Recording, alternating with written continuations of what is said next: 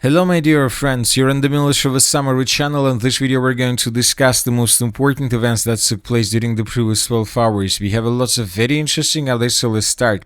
And first we're going to talk about Kiev. We have a lot of important updates. Zelensky stated his readiness to put the entire 20-point peace plan to a referendum. However, he still demands Russia's consent to a 60-day ceasefire according to Axios.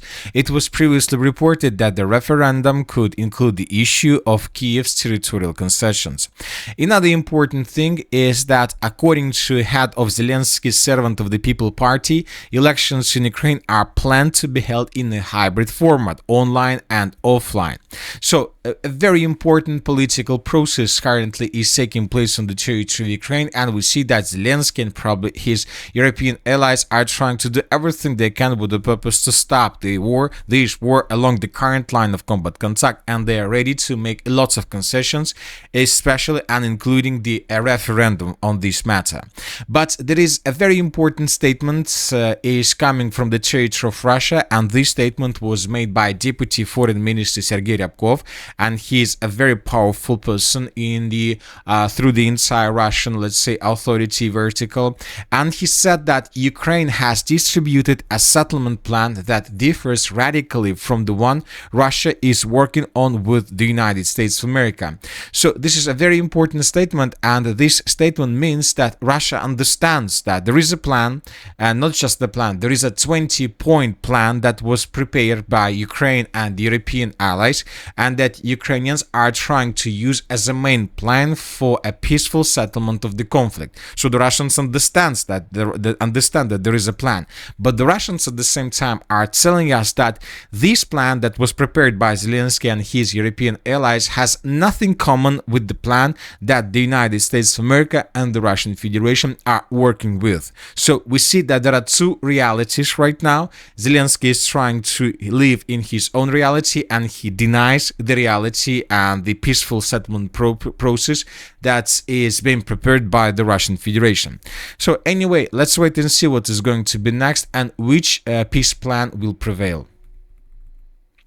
Now let's discuss once again the situation in Kiev. Few more updates. During the previous 12 hours, during the previous night between the 27th and 29th of December of 2025, the Russians carry out massive missile and drone attack through the territory of Ukraine, and the sources are saying that the Russians mainly were bombing the city of Kiev. Lots of explosions were recorded in this area. The Russians were attacking through the entire night. Once again, lots of explosions, lots of destructions. The Russians were using hypersonic missiles, ballistic missiles, and of course the Russians were using drones. So this morning lots of videos were published from the city of Kiev of how Russians using drones were attacking buildings, positions, different constructions through the territory of the city of Kiev. And during the previous 12 hours we received lots of videos where we might see the consequences of those attacks.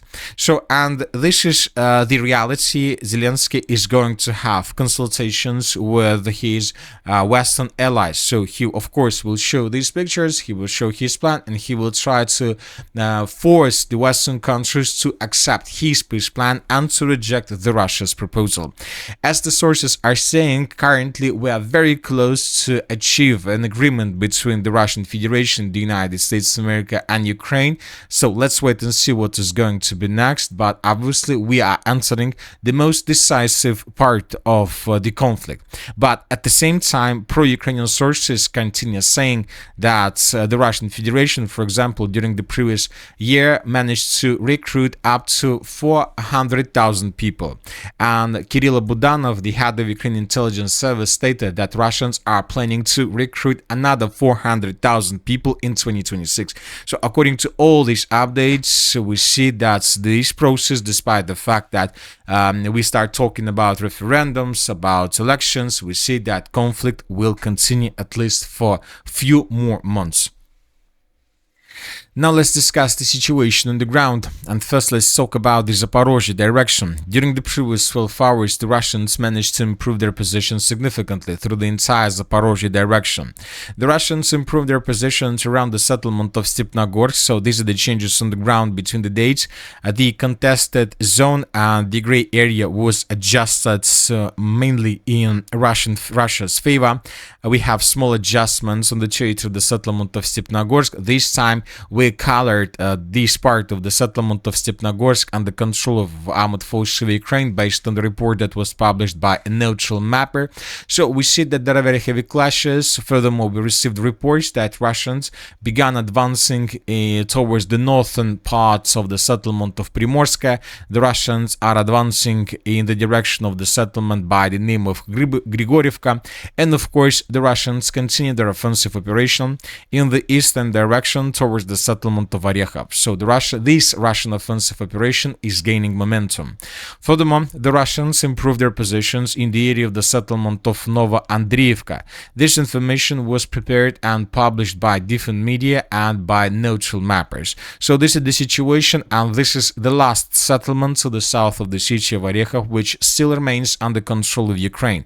I would like to remind you, during the previous 2-3 months, Russians managed to improve their positions around the settlements of Novodanilovka and Malotokmachka. Now let's move further and let's discuss the situation in the eastern Zaporozhye direction. During the previous 12 hours, the map has been adjusted significantly, as you can see. So this is the situation by the end of the 26th of December of 2025. By the end of the 26th of December, Russians established control over more than 60% of the settlement. Ukrainians controlled just 40 or 30%, but by the morning of the 27th, as you can see, the map has been changed significantly. We colored almost 80 or even 90% of the settlement under control of Russian forces, up to 5% as a gray zone or contested area, and up to 5% under control of the armored forces of Ukraine. And we made these changes based on the video that was published by pro-Ukrainian sources. So this is the video we're talking about, and here we can see how Ukrainians were located on the ground published a video of how they were fighting with the Russians on the territory of the city of Gulyai-Polye. And during this video, we might see how Ukrainians were attacking Russians with FPV drones along the Shevchenko street at this point, and how Ukrainians were attacking Russians along the same street at this point. So basically, the Ukrainians began bombing and attacking with FPV drones the most western part of the settlement of Gulyai-Polye, and based on this video, we adjusted the map. So of course, it's just the first day of this map, of this configuration of the map. Obviously, we believe that there are still dozens of pockets of resistance through the entire settlement of Gulyai-Polye, where we might find Ukrainian units and Ukrainian soldiers who are still trying to hold their positions. But now we believe that it's just a matter of time when Russians finish the battle for the territory. And we believe that due to these geolocations and due to the current situation, most likely in coming days and obviously before the end of 2025, the Russians will announce the end of the battle for the settlement by the name of Gulyai-Polye. Now let's move further and let's discuss the situation in the Pokrovsk-Mirnograd direction. The Ukrainians continue their counter-offensive operation just with one purpose: to unblock the contingent of the armored forces of Ukraine, who is currently located on the territory of the city of Mirnograd, which we still haven't colored as a territory of Russian control. So there is a huge gray zone where most likely we might find lots of pockets of resistance of the armored forces of Ukraine, who are waiting just for one thing: the evacuation from the mainland, and the evacuation is approaching. So the Ukrainians decided to counterattack from the northwestern direction, and currently there are very heavy clashes for the settlement of Rodinskaya, Krasny Liman. Ukrainians are trying to counterattack and to create this corridor between the northern part of the city of Mirnograd and the settlements of Sukhetskaya, Rodinskaya, Krasny Liman, and then using this corridor to evacuate evacuate the contingent on the territory that is still fighting on the territory of Mirnograd.